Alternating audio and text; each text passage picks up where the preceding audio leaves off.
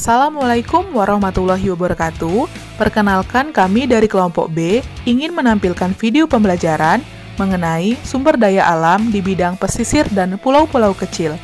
Sebagai pemenuhan tugas mata kuliah Hukum Sumber Daya Alam dengan dosen pengampu Bapak Nopiandri SHLLM, Ibu Latifah Amir SHMH, dan Ibu Dr. Hartati SHMH.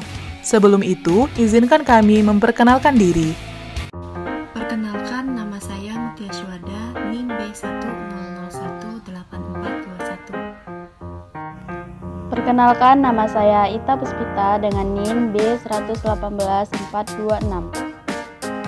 Perkenalkan, saya Rini Haryani dengan nomor induk mahasiswa B118170. Perkenalkan, nama saya Nabila dengan NIM B118517.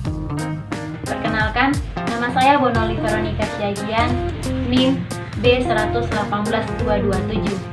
Perkenalkan, nama saya Wahyu Novia Cahyani dengan nomor induk mahasiswa B10018187.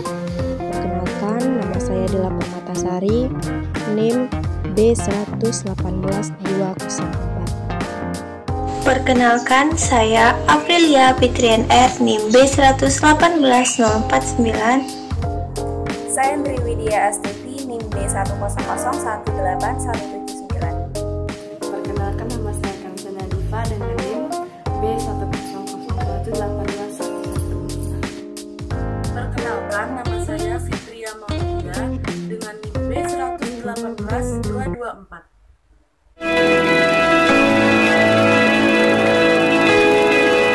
Happy watching and enjoy!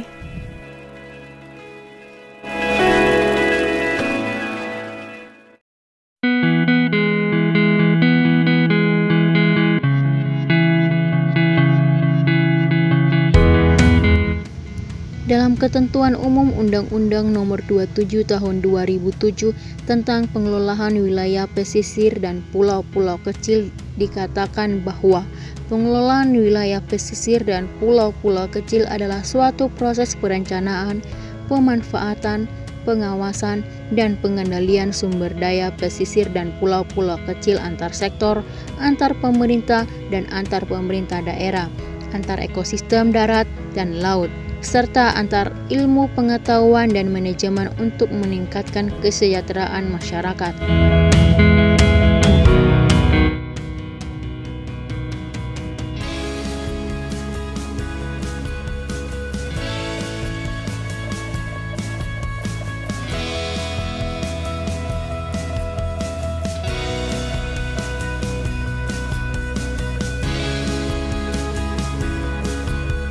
Sumber daya pesisir dan pulau-pulau kecil adalah sumber daya hayati, sumber daya non-hayati, sumber daya buatan, dan jasa-jasa lingkungan. Sumber daya hayati meliputi ikan, terumbu karang, padang lamun, mangrove, dan biota laut. Sumber daya non-hayati meliputi pasir, air laut, mineral dasar laut. Sumber daya buatan meliputi infrastruktur laut yang terkait dengan kelautan dan perikanan, dan jasa-jasa lingkungan berupa keindahan alam, permukaan dasar laut, tempat instalasi bawah air yang berkaitan dengan kelautan dan perikanan, serta energi gelombang laut yang terdapat di wilayah pesisir.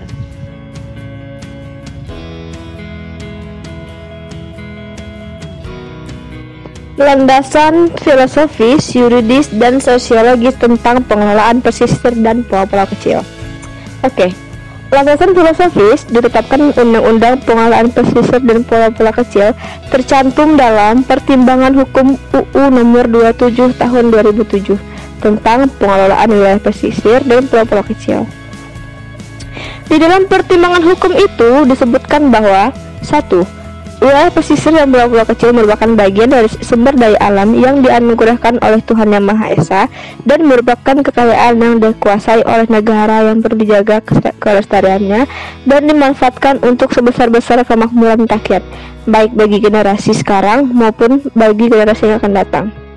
Dan wilayah pesisir dan pulau-pulau kecil memiliki keragaman potensi sumber daya alam yang tinggi dan sangat penting bagi perkembangan sosial, ekonomi, budaya, lingkungan, dan penyangga kedaulatan bangsa. Oleh karena itu, perlu dikelola secara berkelanjutan dan berwawasan global dengan memperhatikan aspirasi dan partisipasi masyarakat dan tata nilai bangsa yang berdasarkan norma hukum nasional. Dari paparan di atas dapat dikemukakan bahwa landasan filosofis ditetapkan Undang-Undang Wilayah Pesisir dan Pulau-Pulau Kecil adalah dalam rangka meningkatkan kemakmuran rakyat. Kemudian landasan sosiologis ditetapkan Undang-Undang Nomor 1 Tahun 2014 tentang perubahan atas Undang-Undang Nomor 27 Tahun 2007 tentang pengelolaan wilayah pesisir dan pulau-pulau kecil, yaitu karena pengelolaan wilayah pesisir dan pulau-pulau kecil belum memberikan hasil yang optimal dalam pembangunan nasional.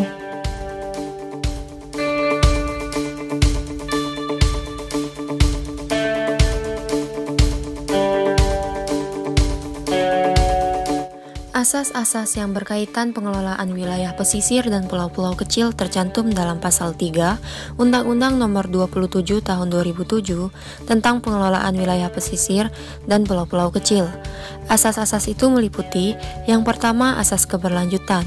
Asas keberlanjutan diterapkan agar pemanfaatan sumber daya tidak melebihi kemampuan regenerasi, sumber daya hayati atau laju inovasi substitusi sumber daya non-hayati pesisir. Pemanfaatan sumber daya pesisir saat ini tidak boleh mengorbankan kualitas dan kuantitas kebutuhan generasi yang akan datang atas sumber daya pesisir, dan pemanfaatan sumber daya yang belum diketahui dampaknya harus dilakukan secara hati-hati dan didukung oleh penelitian ilmiah yang memadai. Kedua, asas konsistensi. Asas konsistensi merupakan konsistensi dari berbagai instansi dan lapisan pemerintahan, dari proses perencanaan, pelaksanaan, pengendalian, dan pengawasan untuk melaksanakan program pengelolaan wilayah pesisir dan pulau-pulau kecil yang telah diakreditasi. Ketiga, asas keterpaduan.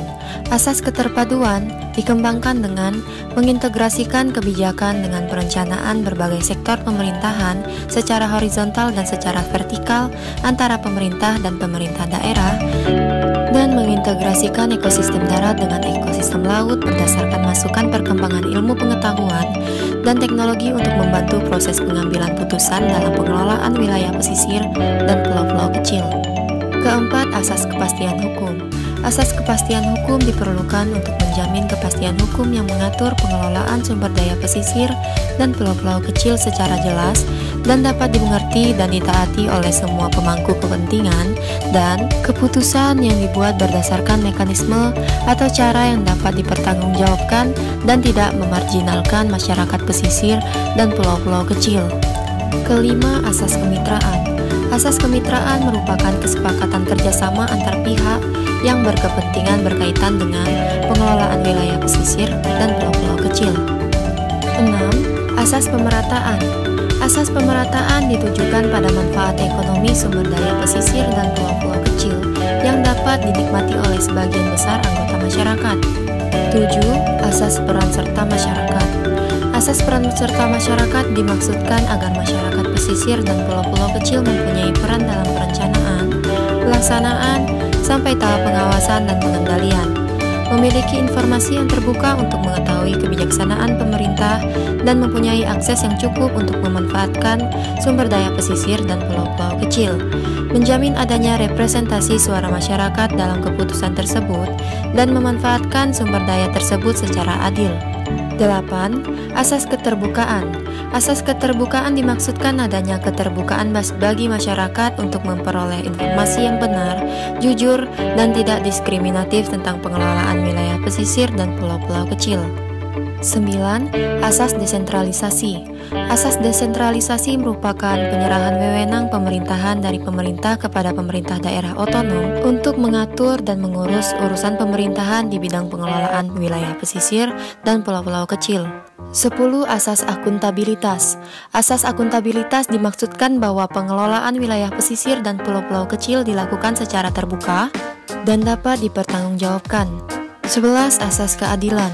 Asas keadilan merupakan asas yang berpegang pada kebenaran, tidak berat sebelah, tidak memihak, dan tidak sewenang-wenang dalam pemanfaatan sumber daya pesisir dan pulau-pulau kecil.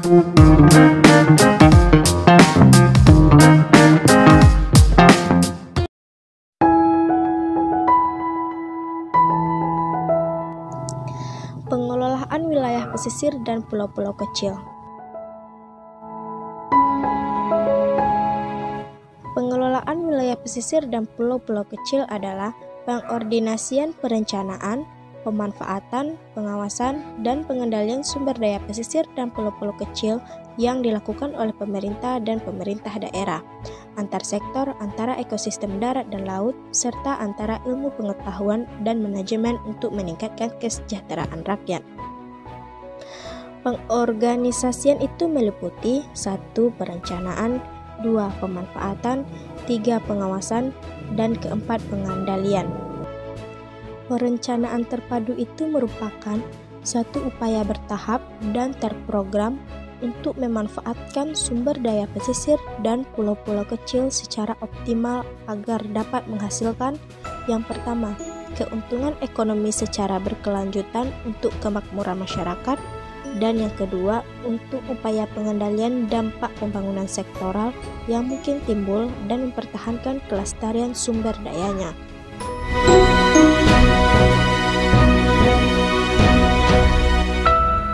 Baiklah, saya akan menjelaskan mengenai pemanfaatan wilayah pesisir dan pulau-pulau kecil. Pemanfaatan wilayah pesisir dan pulau-pulau kecil adalah segala perbuatan pemanfaatan pulau-pulau kecil dan perairan di sekitarnya untuk kepentingan pembangunan di bidang ekonomi, sosial, dan budaya dengan berbasis masyarakat dan secara berkelanjutan. Adapun perbuatan pemanfaatan dikonsepkan sebagai yang dilakukan dan dikerjakan yang berkaitan dengan kegunaan dari wilayah pesisir dan pulau-pulau kecil.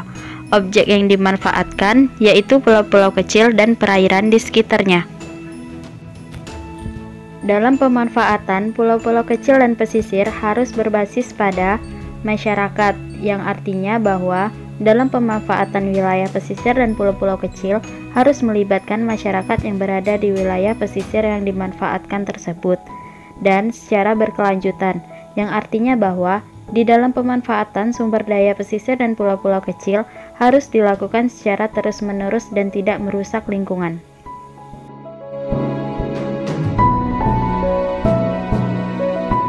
Pengaturan tentang pemanfaatan wilayah pesisir dan pulau-pulau kecil telah ditentukan dalam 1. Pasal 19 Undang-Undang Nomor 1 Tahun 2014 tentang perubahan atas Undang-Undang Nomor 27 Tahun 2007 tentang pengelolaan wilayah pesisir dan pulau-pulau kecil.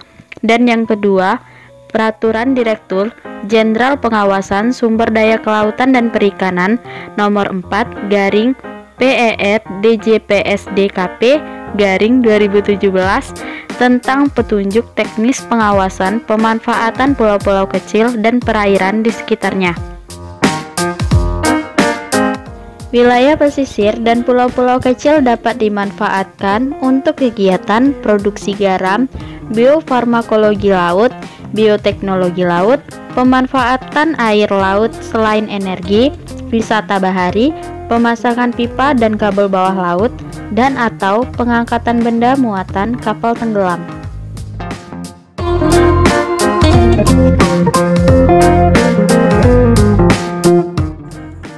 Izin pemanfaatan wilayah pesisir dan pulau-pulau kecil oleh investor domestik. Salah satu syarat untuk memanfaatkan wilayah pesisir dan pulau-pulau kecil yaitu harus mendapat izin dari pejabat yang berwenang. Izin yang dikenal dalam Undang-Undang Nomor 1 Tahun 2014 tentang perubahan atas Undang-Undang Nomor 27 Tahun 2007 tentang pengelolaan wilayah pesisir dan pulau-pulau kecil yang terdiri dari izin lokasi dan izin pengelolaan. Yang mana izin lokasi merupakan izin yang diberikan untuk memanfaatkan ruang dari sebagian perairan pesisir yang mencakup permukaan laut dan kolam air sampai dengan permukaan dasar laut pada batas keluasan tertentu dan atau untuk memanfaatkan sebagian pulau-pulau kecil. Sementara itu, izin pengelolaan merupakan izin yang diberikan untuk melakukan kegiatan pemanfaatan sumber daya perairan pesisir dan perairan pulau-pulau kecil.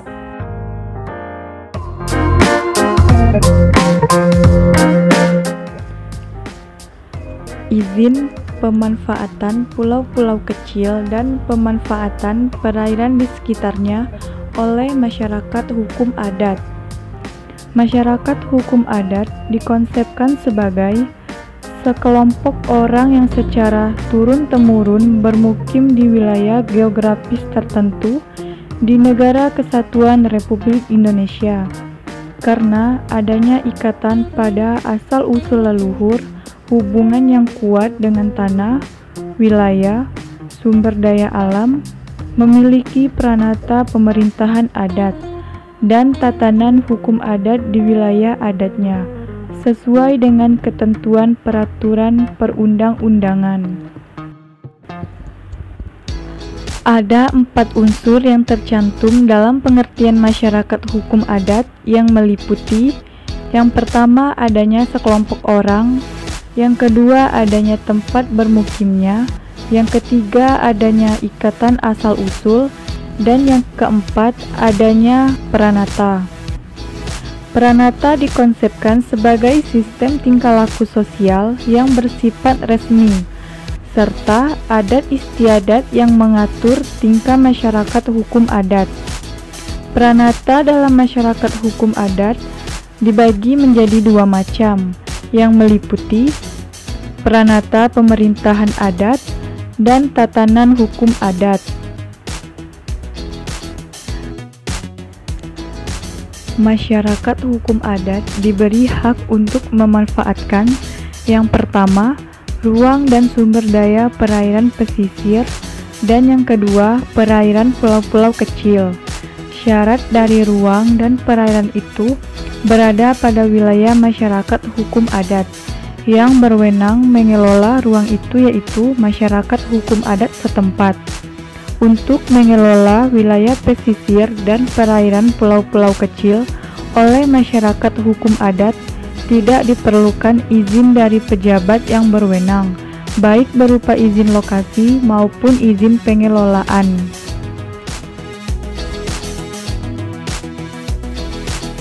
Izin pemanfaatan pulau-pulau kecil dan pemanfaatan perairan di sekitarnya oleh investor asing telah ditentukan dalam pasal 26A Undang-Undang Nomor 1 Tahun 2014 tentang perubahan atas Undang-Undang Nomor 27 Tahun 2007 tentang pengelolaan wilayah pesisir dan pulau-pulau kecil. Hal-hal yang diatur dalam pasal itu: 1. Pejabat yang berwenang menerbitkan izin pemanfaatan pulau-pulau kecil dan perairan yaitu Menteri. 2. Izin diberikan setelah mendapat rekomendasi dari Bupati atau Wali Kota. 3. Syarat-syarat dalam menerbitkan izin meliputi badan hukum yang berbentuk perseroan terbatas, menjamin akses publik, tidak berpenduduk, belum ada pemanfaatan oleh masyarakat lokal, bekerja sama dengan peserta Indonesia, melakukan pengalihan saham secara bertahap kepada peserta Indonesia, melakukan ahli teknologi, dan memperhatikan aspek ekologi, sosial, dan ekonomi pada luasan lahan. Akses publik adalah jalan masuk yang berupa kemudahan antara lain akses masyarakat memanfaatkan sempadan pantai dalam menghadapi bencana pesisir, akses masyarakat menuju pantai dalam menikmati keindahan alam, akses nelayan dan pembudidaya ikan dalam kegiatan perikanan, akses pelayaran laut, akses masyarakat untuk kegiatan keagamaan dan adat di pantai. Baiklah, kali ini saya akan membahas tentang pencabutan izin. Setiap orang atau badan usaha yang telah diberikan izin untuk memanfaatkan perairan pesisir dan pulau-pulau kecil, maka ia berkewajiban untuk melaksanakan substansi izinnya dengan baik. Namun, apabila ia tidak menggunakan dan melaksanakan substansi izin, maka izin yang telah diberikan kepada mereka dapat dicabut.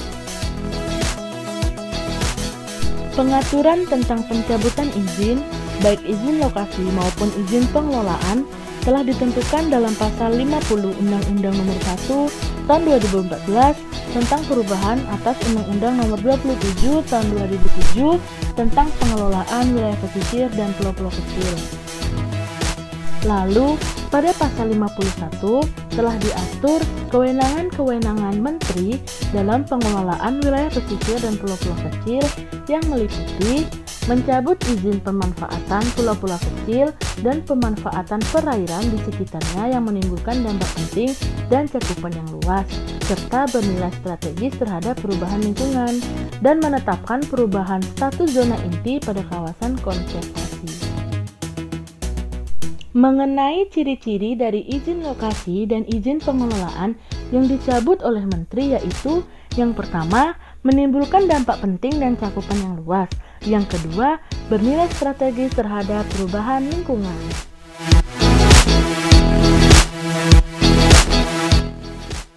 Selanjutnya, mengenai sanksi administratif, yaitu sanksi yang dijatuhkan kepada pemegang izin yang tidak melaksanakan substansi izin dengan baik. Ada dua jenis izin yang diterima pemegang izin yang meliputi izin lokasi dan izin pengelolaan. Bagi pemegang izin lokasi yang melaksanakan kegiatannya yang tidak sesuai dengan izin lokasi dikenakan sanksi administratif yang berupa peringatan, pembekuan sementara, dan atau pencabutan izin lokasi. Sementara itu, pemegang izin pengelolaan juga dapat dijatuhkan sanksi administratif apabila mereka di dalam pelaksanaan pemanfaatan sumber daya perairan pesisir dan perairan pulau-pulau kecil yang tidak sesuai dengan substansi izin yang berupa 1. Peringatan tertulis, merupakan teguran dalam bentuk tulisan dari pejabat yang berwenang terhadap pemegang izin yang tidak melaksanakan substansi izin. 2. Penghentian sementara kegiatan dikonsepkan sebagai mengakhiri kegiatan yang dilakukan oleh pemegang izin. 3. Penutupan lokasi dikonsepkan sebagai menutup kegiatan pemanfaatan pesisir dan pulau-pulau kecil oleh pemegang izin. Selanjutnya, ada pencabutan izin. Yang kelima, pembatalan izin, yaitu diartikan tidak berlaku atau tidak sahnya izin yang telah diberikan kepada pemegang izin. Dan yang terakhir, denda administratif, yang merupakan hukuman yang dijatuhkan kepada pemegang izin oleh pejabat yang berwenang berupa tidak diberikan pelayanan administratif. Pembahasan selanjutnya mengenai sanksi pidana terhadap pengelolaan sumber daya alam, wilayah pesisir, dan pulau-pulau kecil. Sanksi pidana merupakan sanksi atau hukuman yang dijatuhkan kepada pelaku yang melakukan kegiatan pemanfaatan ruang dari sebagian perairan pesisir dan pemanfaatan sebagian pulau-pulau kecil yang tidak memiliki izin. Sanksi pidana ini diatur dalam Undang-Undang Nomor 1 Tahun 2014 tentang perubahan atas Undang-Undang Nomor 27 Tahun 2007 tentang pengelolaan wilayah pesisir dan pulau-pulau kecil yang telah ditentukan dalam pasal 75 dan pasal 75A. Pasal 75 menyatakan bahwa setiap orang yang memanfaatkan ruang dari sebagian perairan pesisir dan pemanfaatan sebagian pulau-pulau kecil yang tidak memiliki izin lokasi sebagaimana dimaksud dalam pasal 16 ayat 1 dipidana dengan pidana penjara paling lama 3 tahun dan denda paling banyak 500 juta rupiah. Sedangkan dalam pasal 75A menyatakan bahwa setiap orang yang memanfaatkan sumber daya perairan pesisir dan perairan pulau-pulau kecil yang tidak memiliki izin pengelolaan sebagaimana dimaksud dalam pasal 19 ayat 1 dipidana dengan pidana penjara paling lama 4 tahun dan denda paling banyak 2 miliar rupiah. Sanksi-sanksi pidana tersebut bersifat kumulatif, artinya kedua jenis sanksi baik pidana penjara maupun pidana denda dapat dijatuhkan kepada pelaku atau subjek hukum yang melakukan pemanfaatan sumber daya perairan pesisir dan perairan pulau-pulau kecil tanpa izin. Terima kasih sudah menonton video ini.